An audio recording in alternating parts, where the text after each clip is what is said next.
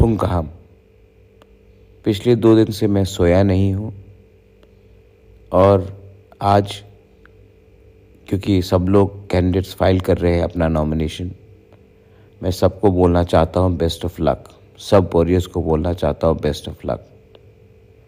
बहुत लोग ने मुझे फ़ोन किया है और कहा है आप क्यों नहीं फ़ाइट कर रहे हो। गलत, मैं फ़ाइट कर रहा हूँ। मैं हर तिप्रसा के लिए फ़ाइट कर रहा हूँ। मैं हर बुरुई बुमा बोरोक ब्रू सब के लिए फ़ाइट कर रहा हूँ।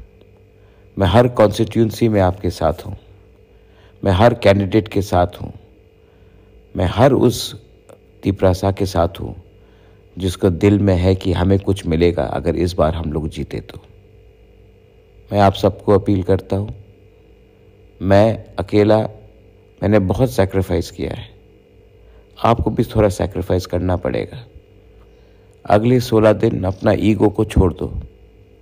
अगला 16 दिन अपना अहंकार को छोड़ दो और एक होकर इस बार फाइट करो।